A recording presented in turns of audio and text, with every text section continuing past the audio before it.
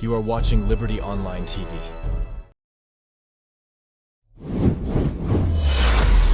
This is Liberty Online TV powered by Orange Sierra Leone. Orange.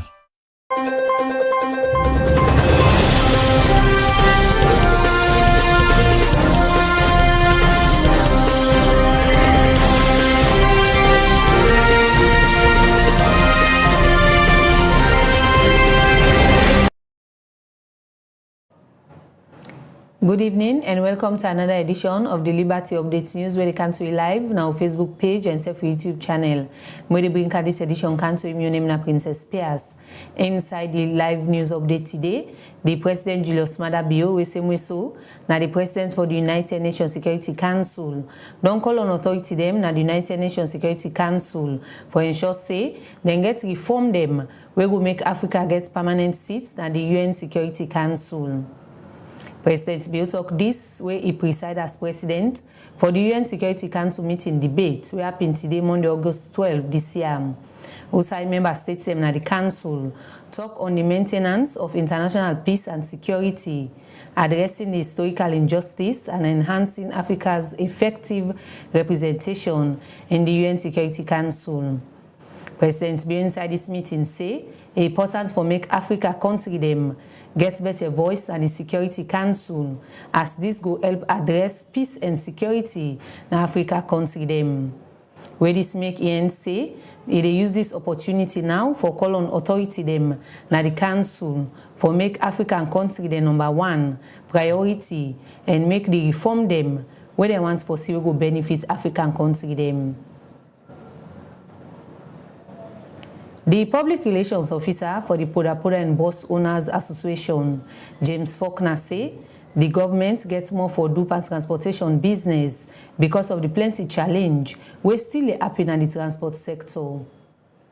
I want to say, not that we cry down with president, but there is a lot more to be done. SLPTA now they're supposed to regulate transport. But what thing they happen right now, it's like then they oversee the transport running instead of regulating, and then they oversee the transport running in terms of maintenance, fueling the bus them, whatever concern the bus them, and then they do them.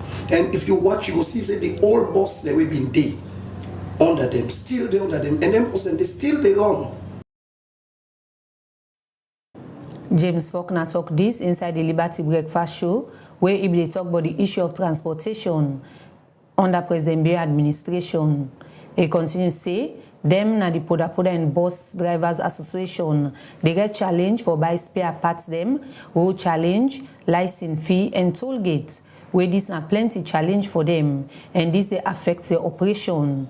Where all them challenge here is say, make them they call on governments for look inside this particular challenge where they get, as way for help address the challenge where the sector they get and self-make transportation easy for the public.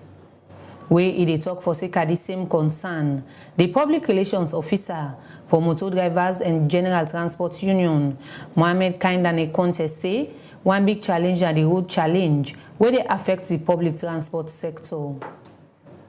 We have problem of accessibility to public transport.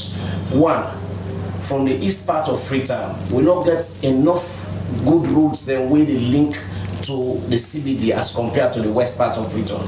Then with that kind of constrained situation, they constrain don't come back again for limits other public transports then for letting not use the main road where they come inside the CBD because we give preference to Waka Fine.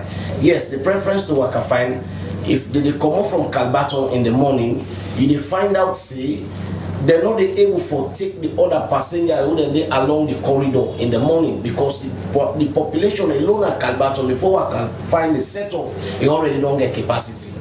So that's the challenge.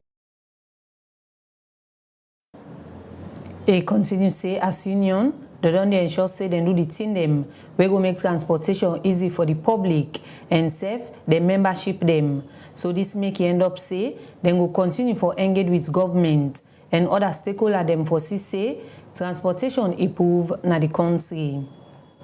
In San Ion talk, one transport consultant, Victor Akomengot, say The challenge within the public transport, now the regulation system we know they in place. The challenge is regulation. And how do they come into being? Because in 2023, the government, when at the Executive Ministry of Transport, go Parliament and say, okay, we want one agency where for regulate public transport. When at the Sierra Leone Public Transport Authority, where most people don't know about yet. Because that authority, they now replace the Sierra Leone Road Transport Corporation. Because why then bring down they come into being and for say, okay, government, not forget, no business for run public transport and compete against the private sector. Victor Comengot continues to say, all these challenges in the transport sector gets to do with the authority them we concern, both transport and road business in the country.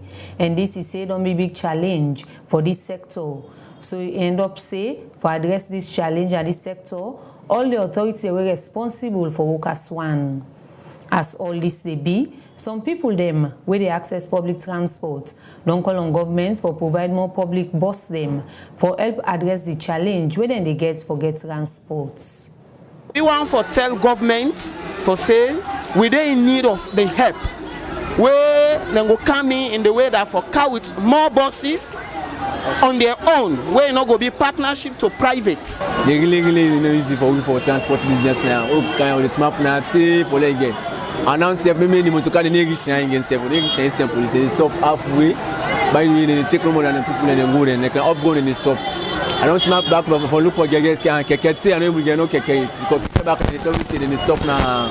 They stop now cottage. They reach they no go find it. So we face a lot of challenges for transport. Then people are talk this inside one interview with Liberty Online TV, where them they talk about the challenge, where then they get for access public transport. Then continue say access to public transportation is a serious challenge for them.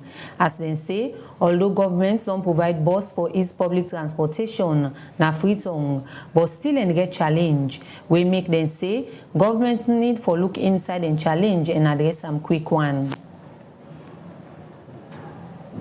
One of the presidential aspirants for the Sierra Leone Rugby Union, Nasu Fofana, don't say the elective congress where the rugby union always be in team, no fair, transparent, and credible. That the outgoing president has endorsed, and this president is supposed to be independent, okay, because he has the deciding votes if there was a tie. But obviously, if the president has already coronated somebody who he wants, then why do we have a Congress?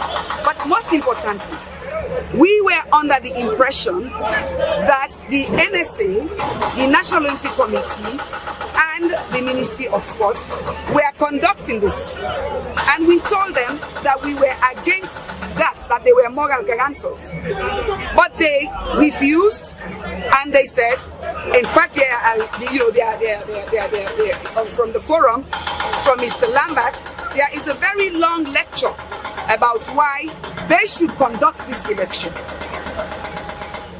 And we knew that that was not the right thing.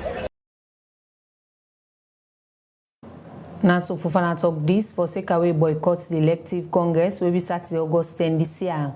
As he say, the people who have been there in charge of the election, been there in favor of the other candidates, and then be failed for address the concern them, when them be raised before the election, when that make it decide for boycott the elective congress.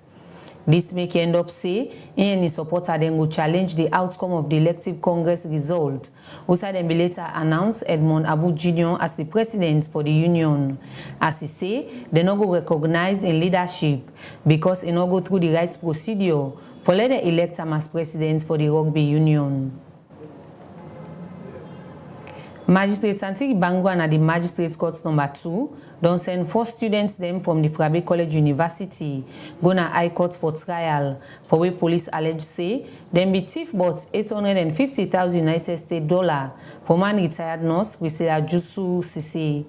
Mariatu Sheriff gets more and go now reports. Magistrate Santigi Bangura at the Freetown Magistrate Court number 2 don't send 4 accused people them during Yavana Sonili, James Fire Foyer, James Bremer Foyer, and Yatta Jusu go na High Court for further trials. For where police allege say them people here together with one Mami Momo and other unknown people them been come together and thief $850,000 from one retired nurse from USA, Priscilla Jusu Sise. According to the particulars of offense na that, on Tuesday, August 1st, 2023 and March 6, 2024, during Yavana Sonili and James Fire Foyo on divert dates na Kaimachende drive na SS camp na the western part na Freetown be joined hand with other people them for commit felony and house breaking. On count 2 states say during Yavana Sonili on diverse dates been broke and entered the dwelling place of Priscilla Jusu Sise and thief $850,000. Count 3 states say James Brema Foya, Yatta Jusu and Mami Momo been received and harbor them people here even where they know say they don't commit crime with the intent for help them for escape punishments. Magistrate Santigi Bangura been give bail to the 5th accused when a Mami Momo and send the balance 4 accused them go na High Court for further trials. For Liberty Online TV, me na Mariatu Sheriff. From that court report the Mariatu Sheriff put together, now also the Liberty Update News, we can live to Igolefi for today. Continue for tuning to Liberty Online TV. May we bring this edition of the news can to you this evening. May your name na Princess Pias.